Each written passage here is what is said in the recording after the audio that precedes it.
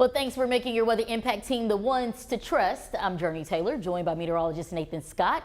Nathan, many people I'm sure are on alert this afternoon after yesterday's wildfire. What should we know about the current conditions today? Good afternoon, Jurnee. We did have that wildfire happen in western parts of Pulaski County. That plume of smoke made its way all the way to the city of Conway. They continue to work on that situation, and they're going to continue to battle some conditions that won't help them necessarily because we are still contending with that wind from the south-southwest. I'm going to show you the winds coming up here in just 1 second. Visible satellite shows we've got a mixture of sun and some high clouds, but overall it's a nice day. Temperatures are already into the low 70s. Here are those winds, though, kicking in from the south-southwest at 15 to 25 miles per hour with higher gusts. And with all the dry conditions and low humidity, that continues to be an issue when it comes to potential fire starting. And more burn bans have been issued across the state of Arkansas. If you missed it yesterday, Pulaski County, Faulkner County is under a burn ban. And the newest county to be added for this morning is White County, along with Lincoln County. So it's just a good idea to not burn if you don't have to. Don't take the chance. Highs today, we're warming up into the upper 70s, maybe even some 80s showing up on the board in Russellville and also Fort Smith. There's a cold front headed in our direction. We'll see temperatures drop down. Will this cold front bring us any real good chance of rain? I'll have that answer coming up. All right, Nathan, thank you. Well, we begin with new information on efforts to contain the West Pulaski County wildfire. We have video of where the fire actually happened. Our team spoke with Arkansas Forestry this morning. They shared the Neal Creek fire is responsible for over 1,900 acres of ruined land. We're told fire crews worked overnight to contain 70% of the fire. And we also learned it took joint effort from multiple departments. Stations have trucks that are stationed either around or on the fire ground. Sometimes we're standing by to protect the structures nearby if the fire moves. So we have a lot of our folks out. We've called in Crystal Fire Department, Collegeville Fire Department, I believe Williams Junction, and maybe a few others also, along with Arkansas Forestry. An investigation is underway to determine the cause of the fire. This is not going to be a quick recovery. It will take time, but our message is one that I learned from my dad. We will take care of the people first and the paperwork second. Well, this hour, we're still learning new details on that deadly storm system from over the weekend. The chief of police for the city of Diaz shared these images online.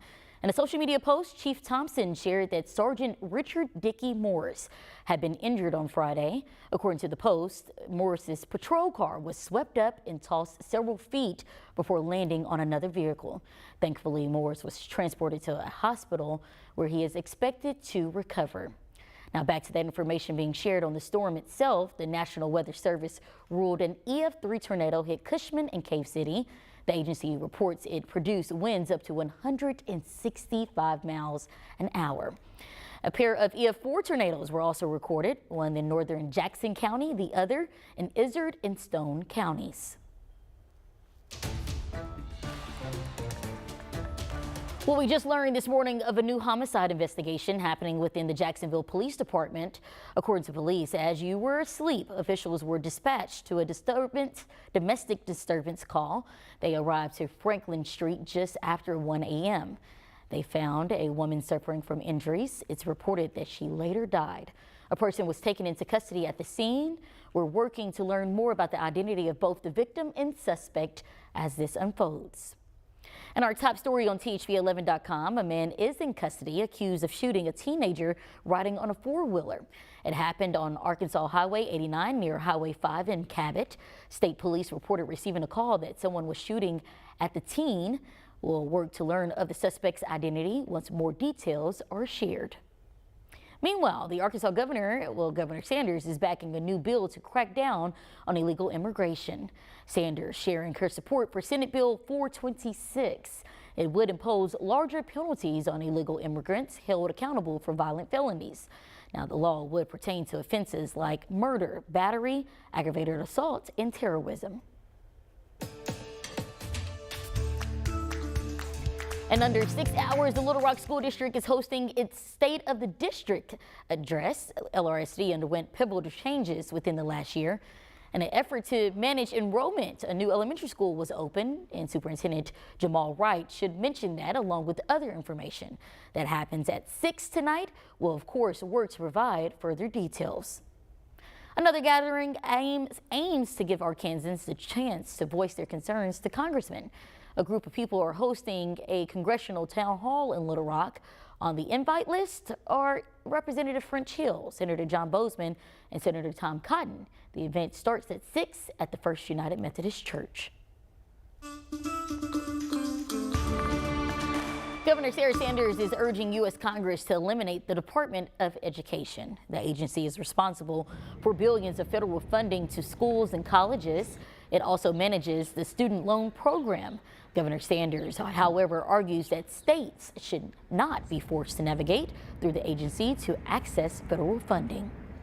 And that call to Congress comes as tensions rise within foreign affairs. Just this morning, a phone conversation was held between the U.S. and Russian presidents. Natalie Brand is at the White House with what those talks entailed. Ahead of the high-stakes call, President Trump expressed optimism over negotiations to end Russia's war on Ukraine. We're trying to get a peace agreement done. We want to get a ceasefire and then a peace agreement. President Trump said Ukraine's land and power plants will likely be part of the discussions with Russian President Vladimir Putin. Russian forces are occupying around 20% of Ukraine and seized the Zaporizhzhia power plant in 2022, Europe's largest nuclear site, which has been caught in the crossfire. Ukrainian President Volodymyr Zelensky visited a military cemetery in Lviv Tuesday to pay his respects to soldiers killed during Russia's invasion. Ukraine is skeptical that Putin is ready for peace, but hopeful for a breakthrough after 3 years of fighting. Of course, there's no trust, but politics is politics. Every war comes with negotiations, so if we need to sit at the table, so that's what we should do. Here in Washington, a legal battle is escalating over deportation flights and the use of a 1798 wartime law allowing the president to detain and deport non-citizens. A federal judge is demanding answers today about whether the administration violated his order over the weekend by sending planes with more than 200 migrants to El Salvador, many alleged gang members.